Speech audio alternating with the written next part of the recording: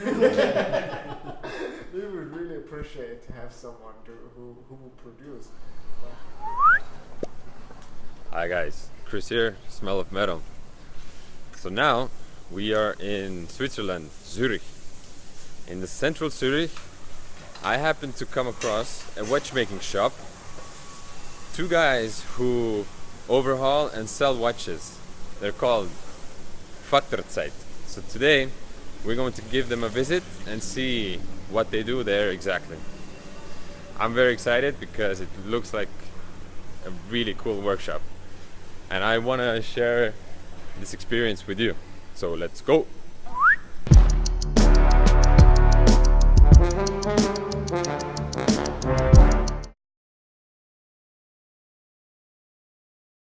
Watchmaking schools, so in the Swiss-German part, where we are right now. There is one big school. I mean, big, it's not that big. There are 14 guys per year who can learn watchmaking. And it takes 4 years to the whole school to get watchmaking Rabier, that's how it is called. So this is kind of the complete basic to learn. Just Sorry, Sean. you keep it right. Yes. So this is one way how to learn watchmaking. At the school, this is the way I did it, and there's exactly the same way to learn to get the same profession by doing it in a store, and then it's an apprenticeship at a store. It also takes 4 years, and this is actually the way how Sean did it. So we had two different ways how to learn the same thing at the end. So I think these are the two ways here how to do it and to do it right actually. And at the end you can do the same thing just in different ways. Okay, so you are more classically trained and I took part of the school. Yeah. And I'm sure you also, as you mentioned yesterday, it runs in your family, so yeah, you probably have a package already from your parents. Yeah, I mean, yeah. Julian's parents are also watchmakers. Yeah, both of them, my mother and my father are watchmakers actually. Yeah, so it runs in your blood. So, yeah, and where I grew up in the house, there was downstairs the shop, and upstairs we lived. So I always had so many watches and clocks around me. But I didn't really work before on watches. So this is more as a watchmaker, or to become a watchmaker, you have to know that there's this profession. And this is kind of the thing. So almost all watchmakers, they have either families who collect watches, or which are watchmakers, or have something to do in the watchmaking industry. So a lot of times there are some kind of connections to the industry before. Watchmaking. So at the school, like Julian went to school, and Sean, who is trained in this shop. Yeah. Do I understand correctly? Actually, not in this shop here actually. So but there are these two ways. Yeah, this is where we've been. And yeah, I did it in the school. So there's like 3 days or 3.5 days where we work directly on watches or producing tools at the beginning, just to get to know the tools, how to work with. And then there are 1.5 or 2 days with the theoretical part for learning watches and to get to know how they work. And the theoretical part is always in the school. So also Sean, which made the practical part in the store. He actually learned at Bayer right here. So for this 1.5 or 2 days, he came to our school and had school together with us. So this is also where we actually met, so we know each other since a long time. Okay. Yeah. Nice. Yeah. And Sean has also done the practice for 4 years. Yeah. 4 years. Yeah. 4 years is a long time. Yeah, that's a long time. That's right. Yeah. This is actually the thing about watches, and this is just such a big field. There are so many different watches. I mean, even if you compare a watch with a clock, this is basically it's the same. So they both keep time somehow and show time, but mechanic around it is completely different. How to work on it is completely different. So yeah, it's almost like two different professions. And then you have quartz movements with battery, which functions completely different than a mechanical watch. And there are all these complications like chronograph, automatic, perpetual calendar, stuff like that, split second, whatever, which we learn how it works, and so that we can work on it at the end. So there are so many different fields, and this is actually the thing why I think after 4 years learning it correctly, you're actually at the start of a career, because then you still know the basics but not more, and then you need to practice and get into watches. So after now, as I said, I finished school in '06, and after that I really started getting a watchmaker, and I'm still learning every day. So you know, because especially on vintage watches, what we do normally, there are so many different movements, so many different solutions for a problem, that you can't know all these things. You always have to learn and to solve problems. So that's a big part of watchmaking that makes it super interesting. But it's nothing you can just learn by yourself or so. You can't do it. At the end, you will break more than you can solve. Yeah, vintage watches don't come with a manual, do they? They don't. And then there are just so many things you have to have experience to know how to do it. You know, so you first have to have the basis to know how it works, basically, and then you have to have you have to know how to solve the problems which you always get into. Methodologies, methods of approaching things, and figuring out how a new movement could be opened. And on vintage watches and also clocks, you can't just replace parts, you know, because they're not around anymore. So you have to work with what you have. And if there's a broken balance stuff, for example, you have to fix it. You can't just replace it like with new watches. So you have to know how to measure the whole thing, to make the plans, and then how to produce it actually. And there are always different ways to do it. For example, a balance stuff. It's actually one in here. These are small parts which we worked on. This one here is a balance stuff. The one over here, and there is one pivot missing, so they break from time to time, and then I either can just put in a new pivot, or I can produce the whole balance stuff, or I can replace it if I find something, or I find something and make it to work by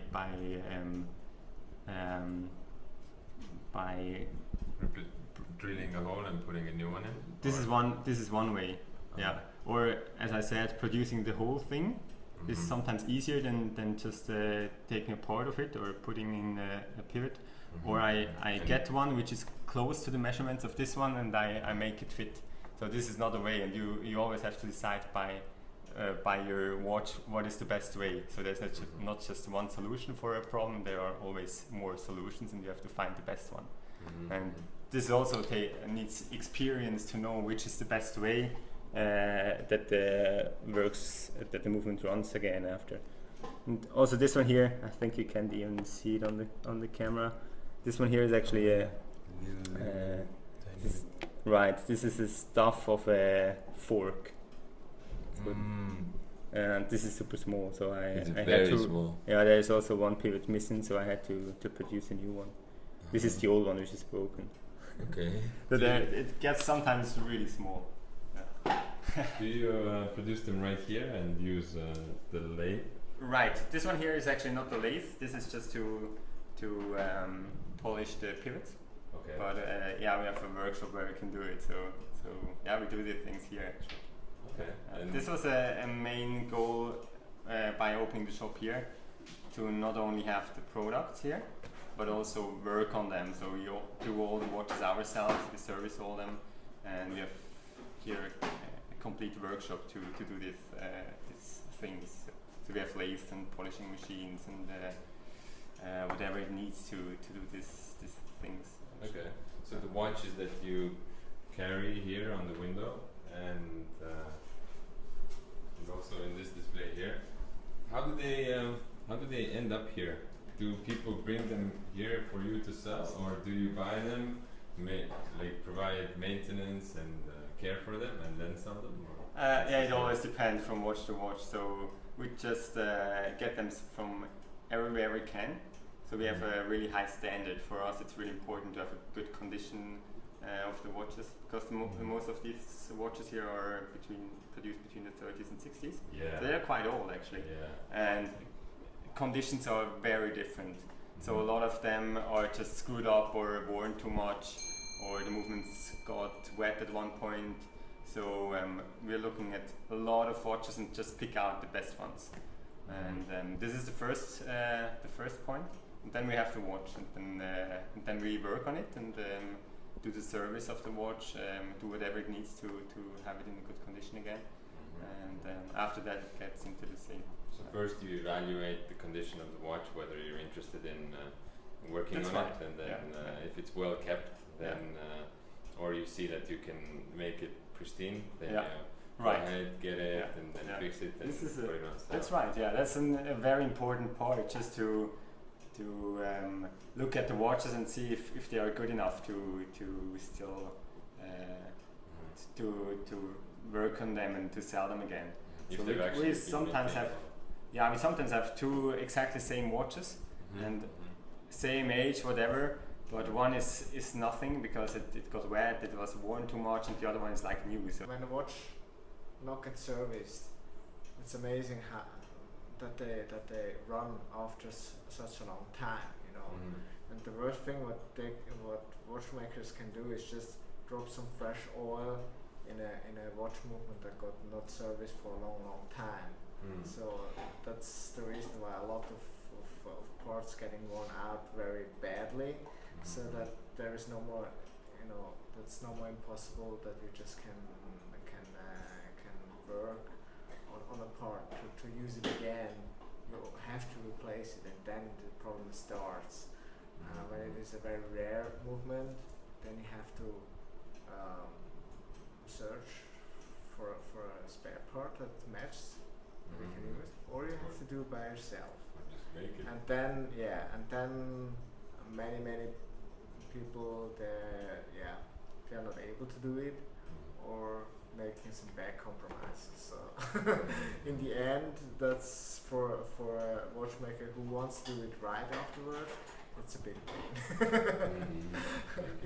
Yeah. there are so many watches around, so there are so many places where you can buy worn out watches or watches which are not that good anymore, and almost all these watches are not serviced when you buy them. So as a customer, you don't know what you really get. And we unless try. you're an expert, right? And Right, take and off in the back and look. Yeah, this is what we try to do, just to get the watches and service them, to sell them in a good condition to the customers, which can't really decide between two same watches which are in different conditions. So we try to have this high level of nice watches which are basically in a good produced in a good quality, and then maintained in a good way that you have a good product which runs well, which is in good condition. And as you said, that you can have two watches that basically look the same, but inside the movement it can be night and day, right? Whether it's being maintained there's throughout the year. huge differences. Okay. This is something that a typical person buying a watch from eBay would probably not even think about, right? No, you can't. You know, online you can't tell. Even we can't tell. This is why we never buy watches online. Even if we can see quite a lot on pictures, but you can never see all what you should see. So this is why we never buy watches online. We want to have them in our hands, look at them ourselves, into the movement, look at the dial, the case, just to decide if we want to have it or not. And this is something you can't do by pictures.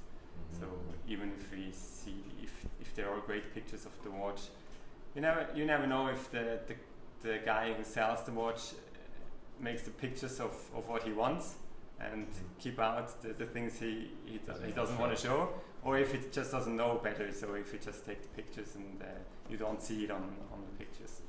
Okay. So condition is really hard to see. You can see what kind of watch it is, if it is interesting. I mean, you see right away if it's a Speedmaster from 60, 68 or 9, or if it's a newer one, for example. You see that right away, but the condition is almost impossible to check online on pictures. What do you recommend for people who trade and like to get into the trade of watches online and actually turn a profit as well as acquire some valuable timepieces? What are some safety nets around that, or are there none? Yeah, this is actually hard to say. I would say if there are two things about the watches. You actually need to know about the history of a watch. So when was it produced? Is it correct for the age? And the other thing is the condition, which is super important in my opinion. And this is something you, as I said, you really can only analyze if you're a watchmaker. So if you really know how it should be, and if you have the watch in your hand. So this is just something. If you buy a watch online, there is also a huge risk that it's not what it is, and that's even for us like that, and for every watch enthusiastic anyway. So it's just super hard to get an idea what you get at the end. Okay. So just buying and selling watches on eBay and other places like that is not as easy and simple as it sounds. You have to go to school for 4 years and then get started with the expertise of actually understanding what is going on with the watch. I mean, so I think it really is. I recommend to have a watchmaker who you know he is good, and work together with a guy like that. And trust somebody who knows about watches or about watchmaking. This is an important part of, especially of vintage watches. Okay. In newer watches is probably easier. If you buy a new watch from the store directly or online, you know that the product should be good. That's just the thing. If you can give it back if something is not right, this is always harder online. But there you know it, or the product should be good. And on vintage watches, it's not like that. You never know the condition. I have another question. What kind of impressive or memorable stories and watches have you serviced here? For example, some customers with some watch that has some crazy story, or something that you discover only when you open the watch? Yeah, there are quite a lot of stories we could tell. There are of course stories with fake watches. Which people just overpaid. They didn't know that it is a fake, and especially on the Rolex fakes, they're sometimes really hard to see. So they buy watches sometimes even more expensive than they are on the list price, and they don't really work and come in, and we see that it's a complete fake. So this is one point. Or Sean, you had one, the case you have somewhere here. So we once bought a Omega online. And it looks great. Yeah, right? It looks like steel, but it was a bronze case, got chromed, that you cannot see on any kind of pictures. It looks like steel, but when you have it in your hand, it's just like that's not steel. So it also had the stamps of Omega inside, so you can't really tell. Of pictures, it looks like an original great case. Okay. When it came here, then we've seen that there's complete fake somehow. So only the case, or also the movement and. No, movement was correct. Case was completely fake. Watches like that can't sell anymore. So we lost some money. yeah. Did you get in touch with the seller and tell him like, hey man, this is that's always a pain. Yeah. That's always a pain. It's better to come not into that situation. It means that we have to see that kind of issues before you buy. It makes your life for sure more easier. To verify the watch and the seller first, right? Yeah, this is so hard. You know, to get the money back, a lot of times it just doesn't work somehow. Even if you should have the eBay proof to right, it doesn't work somehow. Okay. So, yeah, I mean, this is a good example. What you can see in the movement is right, and we just don't want to sell watches like that. So we just, we won't put it back into this case. So we just can take the movement for spare parts or whatever. But this is not what you want to have, right? Yeah. With collectible vintage watches, especially Rolexes, are super hard. It's a lot of time a big pain to work with it because there are just so many small differences which make a huge impact on the price or on the collectability of the watch. And this is also for us a real pain. It's super interesting, the field, but it's also a real pain because you need to get into the field to know the small differences and to know which ones are good and if the dial, for example, is the correct dial. I mean, especially on, as I said, on vintage Rolexes, there's a huge difference if it has the original dial or if it got serviced, the dial, or if it is a service dial by Rolex, then it's everything correct, everything original, but still it's not the old one. So there are so many things, also these marks, Mark 1 dial, Mark 2 dial, there are just these small differences, and then you need to know when it was produced, if this dial matches on this case and on the movement. So there are so many things you need to know about these watches that it's getting really hard, and we spend days sometimes just to analyze a watch, just if you want to buy it or not. And there we found out already crazy things which you never see. Sometimes we had a 5512 Submariner. This one was from end of 60s or beginning of 70s. With box and papers, it looked beautiful. So we first thought this would be the thing we want to have, and then we just started to look around and to do researchings on the object. And at the end we found out that it was the Rolex movement inside, which is original from Rolex, which is in a great condition, but it's the wrong caliber. So they made like different calibers which are almost the same, some are but still not exactly the same. Some are chronometers, the other ones are not, for example. And so there was the wrong movement inside. Everything perfect, it looked perfect, it had the papers with it, the box, whatever, and still at the end it didn't fit together. And this is so hard to find out. We found it out after a day doing researches on it, and this is the pain about these watches, you know. So it is super interesting. That's why we learn every day something new, but it makes it hard to deal with it. And when that one day or 2 days is already gone, then that deal is probably not going to happen. No, sure not. We don't want to buy these watches. This is the thing. This is why we take so much time just to look at it.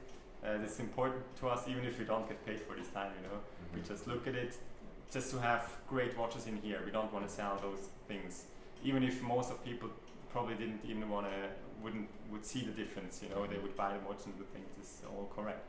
But we don't want to do it, and this is why we spend so much time just to analyze watches, to look at them, and that's important. But this is the high level we want to keep, because also, especially on vintage watches, most traders are not watchmakers, so they know a lot about the history, about the cases or dials, whatever. But they don't. But normally they don't really know much about the technical part, and the movement of a watch is still the heart of the watch, which I think is super important. So if you have a nice case, nice dial, but the heart is not good, yeah, this I don't want to sell it, you know. Yeah. And this is kind of the way we deal with vintage watches. So less quantity and more quality. Alright, good. This was great. Yeah, as a watchmaker, you want to do it like that. Yeah, sure. Yeah, so what do you think? How did this movement end up in that watch? Do you think some previous watchmaker just swapped it, or This is the thing. person buying it did? Yeah, you never know actually. I mean, there's especially on the very collectible watches. There is the issue that you can raise the price so much just by doing small different things. For example, if you make a watch older than it is, it can be much more valuable. So I mean, in this case, the old movement just was probably, I don't know, it got wet at some point, or a watchmaker worked on it which didn't take care. This is also a thing which is important, that everybody goes to watchmakers who really know what they do, because we see so many watches which are scratched, and this happens by watchmakers or by somebody who tries to work on it, you know, and then the movement is kind of screwed up, and this could be the case here in this watch, that maybe the movement was somehow scratched or whatever, screwed up, and they just put it in a new movement which looked like, yeah, the fact that they right. something else. Then it looks like when you open it, it matches to the rest of the watch, and you think this is just amazing condition. This could be one point, but you actually never know. So you never know the things behind it. Never will tell you, because so the guys who just want to sell a nice watch and they just don't know enough, or they don't care about it, because most of people, they don't see the difference. That's one of the best chronographs in my opinion. It's a Longines 13CH. Yeah. Longines produced very good and high-end movements. What I like as a watchmaker, it's just a part. They're missing a few parts.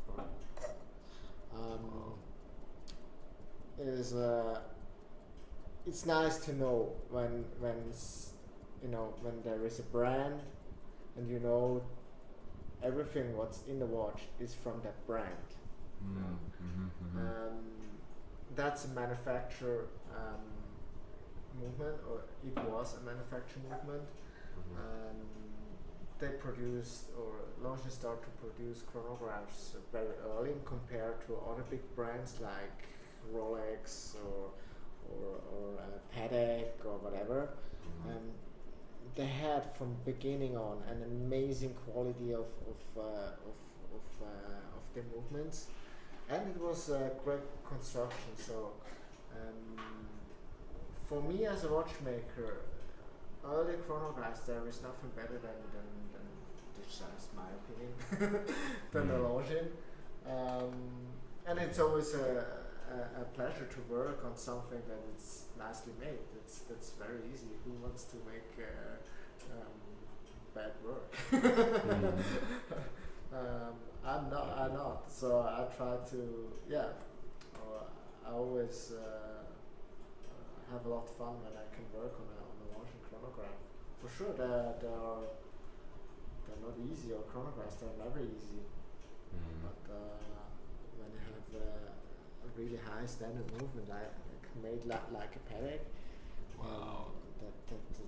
that's really cool. And it's a flyback chronograph, so that's. I've never seen a movement like this before in my life. Yeah, you know, there are some other movements, like Longines, they had three movements, chronograph movements, which they produced by themselves. That one over there, that's the last one. And that one was the first one. That's this 13.33. And that's from the 30s. So that's really great. From the 30s. Yeah. Is this Longines? That's Longines, yeah. Yeah, that's really great. And the ruby is really shiny too. Yeah, deeper red somehow. Yeah, kind of, yeah. But what's nice for that movement is it's having a jumping minute counter. That's like a long I have today. Yeah, it's jumping minute counter. Yeah, as it's in jumping minute counter. Every minute It's like this. yeah, it's really jumps every hour. It's not like a sweep. It really jumps. So yeah, Okay. that's How a is nice that detail. achieved in the movement?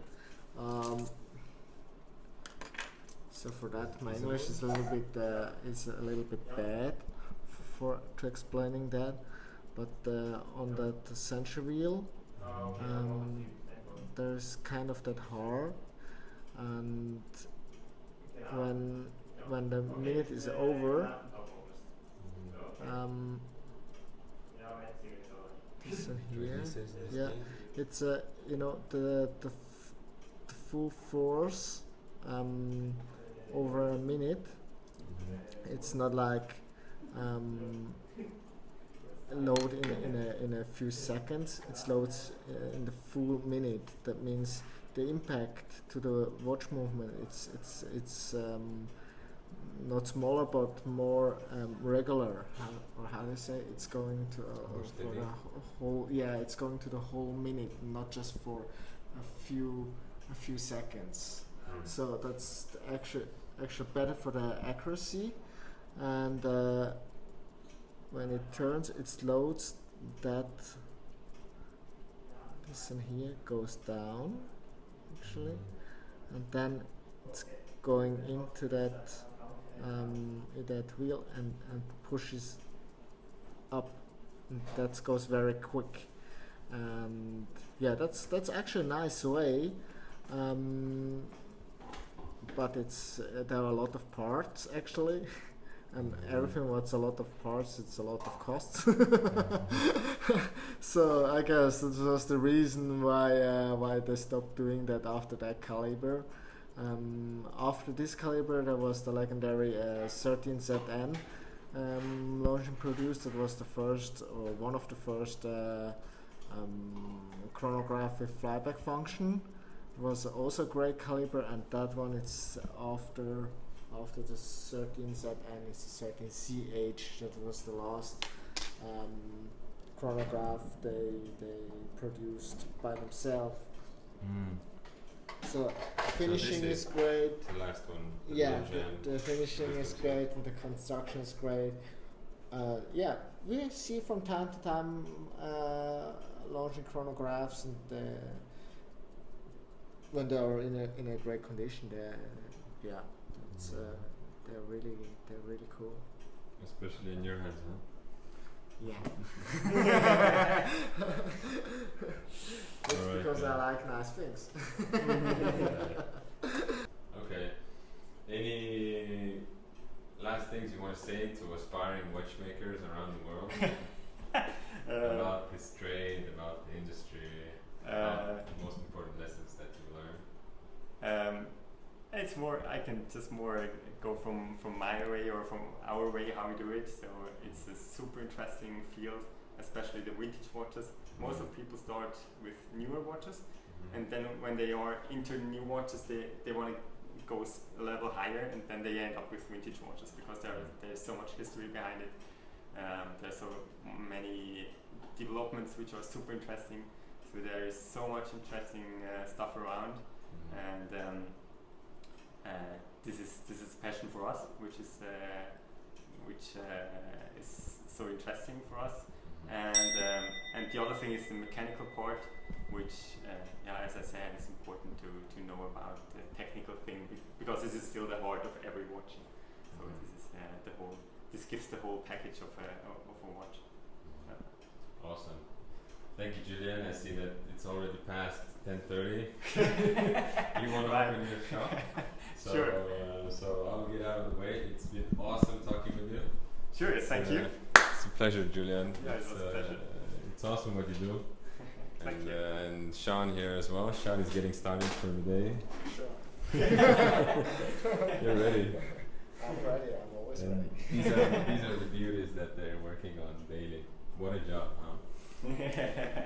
Alright guys, we're checking out from Faktor Zeit in downtown Zürich. So when you're here and you have a vintage watch you want to get a second opinion on or get serviced, be sure to drop by because what they do here is magic. Check it out. Thanks. Bye bye. Bye-bye. Bye.